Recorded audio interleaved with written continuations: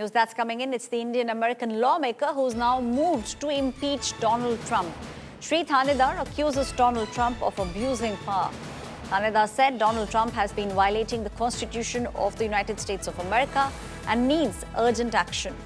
In fact, Thanedar has submitted 7 articles citing obstruction and bribery.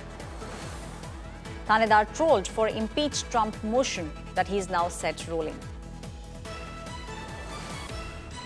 Today, I introduced a resolution to impeach Donald J. Trump, outlining 7 articles of impeachment. Article 1, obstruction of justice and abuse of executive power. From denying due process to unlawful deportations, Trump defied court orders. Article 2, taking away Congress's power of the purse. Trump dismantled agencies and froze funds without permission from Congress. Article 3, abuse of trade powers and international aggression. He imposed damaging tariffs and threatened military invasions of our allies. Article 4, violation of First Amendment rights.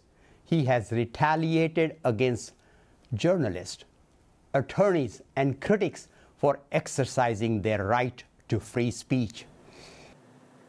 Our Foreign Affairs editor Geeta Mohan now joining me on the story. Geeta, these are big statements coming in from Shri Thanedar. He's gone ahead and accused Donald Trump of abusing power and violating the Constitution of the nation. Well, that's right. A very significant statement coming in, and a significant act as well coming in from a Democratic lawmaker in the United States of America. He said that and this is very specific, Aishwarya, to do with his policies on immigration and immigrants, given that the move to do away with birthright citizenship could impact many Indians. And so as a representative of a large part of the Indian community or Indian diaspora in the United States of America, he said that they are a direct attack on democracy itself when Trump attacks due process of birthright citizenship and humanitarian aid, and therefore he has introduced articles of impeachment against him. We'll have to wait and see whether that really passes through the House or the Senate, because the Republicans have numbers over here. And so it might not see the light of day, but in principle, having moved an impeachment motion in itself is a big thing. And the resolution does introduce, according to reports, 7 articles of impeachment spanning a wide range of misconduct that has been alleged against the president, which include abuse of the executive power, to corruption, to bribery cases, creation of unlawful government offices, which includes DOGE, that has led to a massive layoff in the United States of America, and most importantly, undermining the First Amendment. And that has to do with citizenship, freedom of press, so on and so forth. So a lot of issues for which these impeachment articles have been introduced by Shri Thanedar, a Democratic lawmaker. But then again, numbers don't stack up against Trump right now, neither in the House nor in the Senate.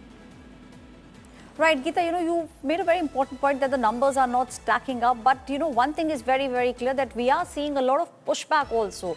A couple of months back, we saw how the people were out there on the street with regards, against what Donald Trump was doing. And now we are seeing serious things being said about violation of the Constitution, urgent action being needed. These are some of the statements that we very often hear from the United States of America against Donald Trump.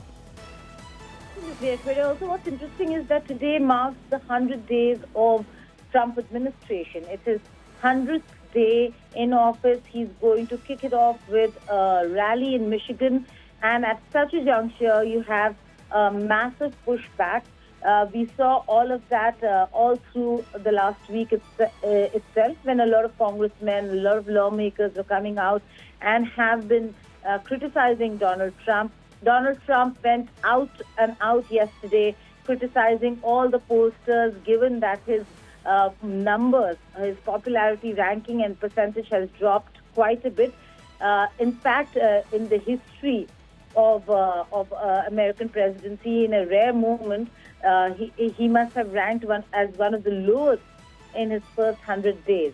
And that certainly riled President Trump, and he questioned it by saying, by calling all these polls fake. So interesting that Thanedar moved an impeachment resolution or articles of impeachment on a day when President Trump is marking his 100 days in office. Right, Geeta, you know, interesting points you have given out there. Today marks the 100 days of the Trump administration. Geeta, one more question I would just like to ask you. Do you think that we will see the remaining time of Donald Trump to be free of these kind of statements? Because what we can actually see that there is a lot of pushback, especially with regards to what he's been doing, the number of jobs that are lost across US, inflation, another one of the big concerns that the world is very closely looking at. Well, if anything, Aishwarya, we will see more polarization, more hard-hitting statements, more harsh policies. There are negotiations that are underway between the United States of America and over 70 countries on tariffs alone. And the time frame that he's given is very, very short. So again, we'll have to wait and see whether if he's able to successfully conclude any trade agreement with any of these countries, including India, for which the time frame is this fall. And if that does not happen, things are going to look really topsy-turvy when it comes to global economy. Things are already looking bad. Countries will have to see whether they can rely on America. Will China become a huge alternative? How does that then play out for the world economy, global economy, right. Europe, India included? Many questions. It is going to be a very rough 4-year ride. Right. Thank you, Geeta Mohan, Foreign Affairs Editor, giving us perspective of what we can expect coming in from US.